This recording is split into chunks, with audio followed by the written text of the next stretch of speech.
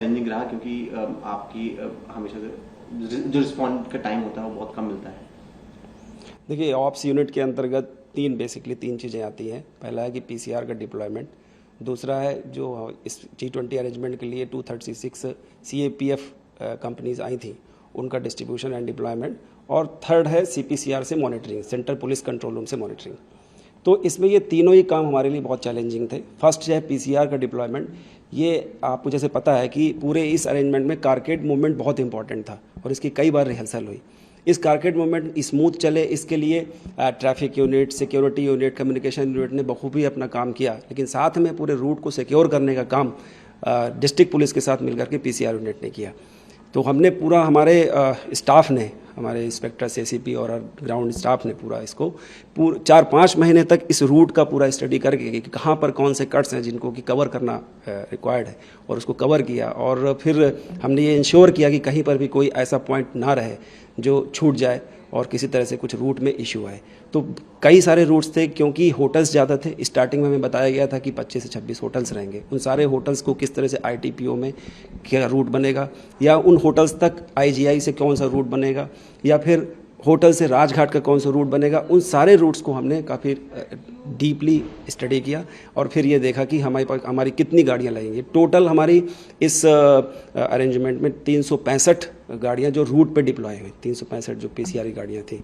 और इसके साथ QRT 110 QRT, जिसमें ITBP कमांडोज थे, वो जो होटल्स थे, जो इम्पोर्टेंट वेन्यूज़ थे जैसे ITPO, Rajghat and Jaipur House, Hyderabad House, इन जगहों पर भी डिप्लॉय की गई थी।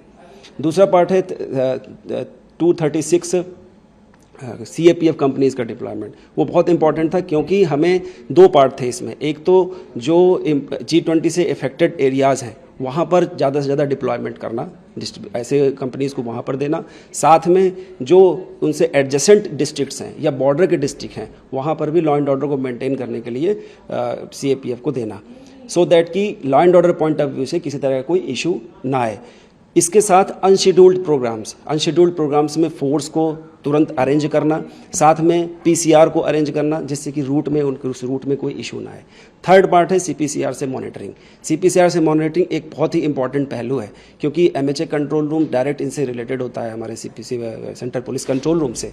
वहाँ पर 3 दिन मैं भी वहाँ पर अपनी पोजीशन रखा और कंटिन्यू हमने मॉनिटर किया कॉल्स की मॉनिटरिंग, क्योंकि किसी भी कॉल्स को हम लाइटली नहीं ले सकते थे उस दौरान पे। कभी भी लाइटली नहीं लिया जाता है, लेकिन उस दौरान पर हर कॉल्स की प्रॉपर मॉनिटरिंग, लॉजिकल कंक्लूजन तक पहुंचाना, और साथ साथ जितने भी तरह के अरेंजमेंट हो रहे हैं उनकी अरेंजमेंट रिपोर्ट लेना और उसको सीनियर ऑफिसर्स तक या फिर MHA कंट्रोल रूम तक पास ऑन करना।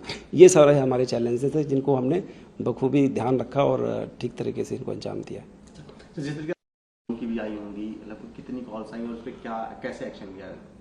हाँ जी, इसके साथ मैं एक चीज़ और बताना चाहूँगा, आपके प्रश्न से रिलेटेड है कि हमने बहुत ही डीपली स्टडी किया हॉट स्पॉट्स को देखते हुए कि जितने भी डिस्ट्रिक्ट्स हैं उसमें इम्पॉर्टेंट लोकेशंस कौन सी हैं जहाँ पर कॉल्स ज़्यादा आती हैं और जो वल्नरेबल एरियाज़ हैं वहाँ पर हम लोगों ने ध्यान रखा कि वहाँ पर PCR की लोकेशन ज़रूर रहे, सो दैट कि कोई भी कॉल आती है तो हम उसको अटेंड करने में ज़्यादा टाइम ना लगे, और इसका हमने ध्यान रखा।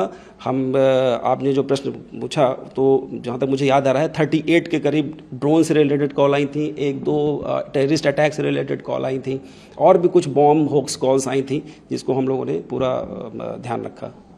तो जितने सिक्योर करना, कहाँ कट है, कहाँ पे PCR गाड़ी लगनी है, जो अनशेड्यूल्ड प्लान होते थे उन पे कितनी तेजी से, मतलब कितना मुश्किल होता था उनके लिए आपको रूट सिक्योर करना? हाँ, ये काफ़ी चैलेंजिंग टास्क था क्योंकि हमें बहुत कम टाइम में उसको एग्जीक्यूट करना होता था। तो ग्राउंड पे हमारा स्टाफ था और वो तुरंत इस चीज़ को स्टडी करके, जो भी पहले के हमारे स्टडीज़ थे कि हमने कभी उस रोड पे कभी भी कोई, उस पर्टिकुलर रूट पे कभी कोई अरेंजमेंट ऐसा किया हो, तुरंत देख करके और तुरंत उसकी मदद ले करके हम उसको रूट को प्लान कर लेते थे, और साथ में फोर्स को भी तुरंत भेजते थे। और एक्स्ट्रा जो हमारे पास रिजर्व फोर्स थी या रिजर्व हमने कुछ कमांडोज रखे हुए थे, QRTs रखी हुई थी, उसका डिप्लॉयमेंट हम कर देते थे उस पर। तो कोई एक बताना चाहेंगे कोई एक अनशेड्यूल्ड प्लान जिसमें कि कहाँ का हुआ और उसको आपने कैसे मैनेज किया? मुझे करेक्टली याद नहीं आ रहा, एक हेड ऑफ स्टेट का प्लान था कुतुब मीनार जाने का, उसको हमने उस रूट को बहुत जल्दी हमने उसका प्लान कर लिया कि कहाँ कहाँ पर गाड़ियाँ और हमें डिप्लॉय करने की ज़रूरत है और कितना फोर्स हमें वहाँ पर देने की ज़रूरत है। जो कंसर्न डिस्ट्रिक्ट डीसीपी थे उन्होंने हमें हेल्प करी, उन्होंने तुरंत हमें बताया कि क्या क्या इसके लिए एग्जीक्यूट करना है और हमने इसको मिलकर कर लिया। Thank you.